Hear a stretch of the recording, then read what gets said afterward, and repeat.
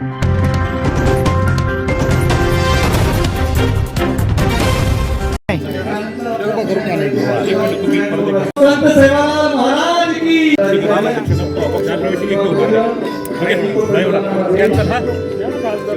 म्हणतात नाही म्हणतात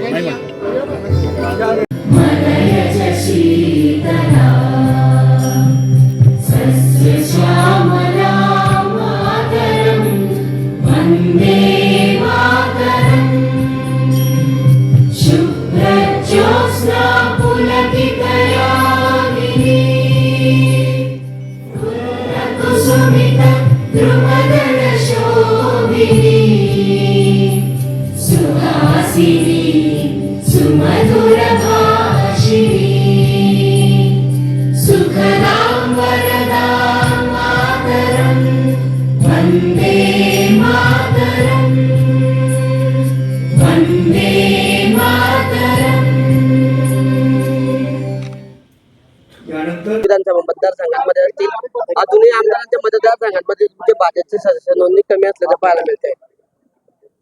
आजच्या कार्यशाळेमध्ये जळगावमध्ये पुढे नंदुरबार आणि जळगावमध्ये ही काही प्राथमिक सदस्यता अभियान करायचं आहे। 19-20 तारखेपर्यंत घर चलो अभियान करून आम्ही करणार आहोत। प्राथमिकदृष्ट्या बऱ्यापैकी काम झालं आहे, 51% वर काम झालं आहे, पण आम्हाला पुन्हा 28 फरवरीपर्यंत 100% प्राथमिक सदस्यता ही पूर्ण करायची आहे।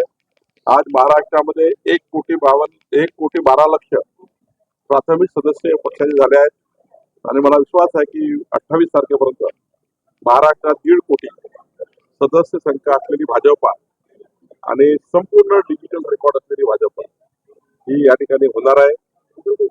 महाराष्ट्राच्या इतिहासातलं सर्वात मोठं संघटन पर्व करतोय। 3 लाख कार्यकर्त्यांना आम्ही ऍक्टिव्ह मेंबरशिप देतो आहे आणि पुढच्या काळामध्ये हा संघटन पर्व येणाऱ्या स्थानिक स्वराज्य संस्थेच्या निवडणुकीमध्ये आम्हाला या ठिकाणी जी काही मतं मिळाली ती मतं संघटनेच्या माध्यमातून प्रत्येक घरी जाऊन आम्ही त्या ठिकाणी त्यांना मेंबरशिप देतो आहे। आज आमच्या लाडक्या बहिणी असतील, आमचे शेतकरी असतील, याकडे जर आम्ही गेलो त्यांच्याकडे त्या आम्हाला मेंबरशिप द्यायचं म्हणतात आहे। मोठ्या प्रमाणावर खर्चलो अभियानात आम्ही काम करतो आहे। मला विश्वास आहे की उत्तर महाराष्ट्रामध्ये क्रमांक 1 वर आहे। सर, केंद्रीय मंत्र्यांचा जो मुक्ताईनगर मतदारसंघ आहे आपल्या जळगाव जिल्ह्यातला, तो सदस्य नोंदणीमध्ये 20,000च्या पण खाली असल्याचं पाहायला मिळतंय। आपल्याला कुणी सांगितलं की ही प्राथमिकता आहे, 28 फरवरीपर्यंत आम्हाला पूर्ण करायची आहे आणि आम्ही सर्व आमदार खासदार या अभियानामध्ये आजपासून सुरुवात केली आहे। आज कार्यशाळा झाली आहे, इथनं सुरुवात झाली आहे। यापूर्वी तर आम्ही आवाहन केलं, आता खरी कार्यशाळा सुरू झाली। इथनं आमचे 6 टप्पे आहेत। पहिला टप्पा प्राथमिक सदस्यता, दुसरा टप्पा सक्रिय सदस्यता ऍक्टिव्ह मेंबरशिप, तिसरा टप्पा बूथ अध्यक्ष आणि समिती निवड, तालुका अध्यक्षाच्या निवडी, जिल्हाध्यक्षाच्या निवडी आणि मग प्रदेश अध्यक्षाची निवड। हा टप्पा 6 टप्प्यामध्ये संघटन पर्व आहे आणि आज कार्यशाळा झाली। मला विश्वास आहे उत्तर महाराष्ट्रामध्ये क्रमांक 1 वर सर, रावसाहेब दानवे, हॅलो, त्या ठिकाणी मोठ्या प्रमाणात जळगावात काही मोठे नेत्यांची नावं संपर्कात आहेत, कुणी आहे का? खरं तर माननीय देशाचे पंतप्रधान नरेंद्र मोदीजी यांनी विकसित भारताचा संकल्प केला आणि माननीय देवेंद्रजी विकसित महाराष्ट्राचा संकल्प केला। खरं तर विकासाला लोक जुळायचे आहेत। आता लोकांना वाटत आहे की डबल इंजिन सरकार महाराष्ट्राला पुढे नाही, उत्तर महाराष्ट्राला पुढे नाही। 2014 ज्या पद्धतीने आम्ही काम केलं त्या पद्धतीचं काम आम्ही पूर्ण करू। त्यामुळे मोठ्या प्रमाणावर लोक आता भारतीय जनता पार्टीमध्ये येतात आहे। मला वाटतं की अजून मोठ्या प्रमाणावर कार्यकर्ते येतील आणि त्या नेत्याला वाटतं की भाजपासोबत काम करायचं नेते येतील। सर, आपला पक्ष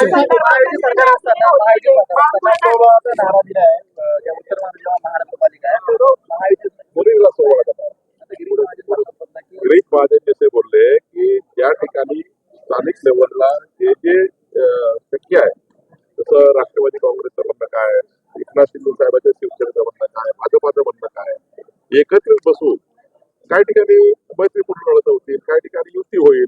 पण आम्ही महाराष्ट्राच्या कोर कमिटी निर्णय घेतलेला आहे की महाराष्ट्रातील स्थानिक स्वराज्य संस्थेच्या निवडणुका या महायुतीमध्येच लढणार आहोत असा निर्णय कोर ग्रुपने घेतलेला आहे. पण स्थानिक लेवलला काही गोष्टी एकदा अभ्यास करावा लागतील आणि पुढे जावं लागेल. सर आपला पक्ष एवढा मोठा आहे की जर मी थुंकलो तरी सर्व विरोधक होऊन जातील असं वक्तव्य रावसाहेब दानवेंनी केलेलं आहे एका पक्षाच्या बैठकीत. नाही, मला तर असं बोललेलं आठवत नाही. हा उपमुख्यमंत्री संदर्भातला विषय का खडसे संदर्भातला विषय त्यांच्या पक्ष प्रवेशाची सातत्याने चर्चा होती. आता त्यांनी एकनाथ खडसे आता तुम्ही औरंगाबाद सध्या कुठलीही चर्चा एकनाथराव खडसे साहेबांच्या पक्षप्रवेशाची नाही. कुठलीही चर्चा त्यांनी आमच्यासोबत केली नाही, आम्ही केली नाही आहे. त्यामुळं हा विषय सध्या बंद आहे. तयारी करतात त्यांना घेतलं जाणार का घरवापसीवर?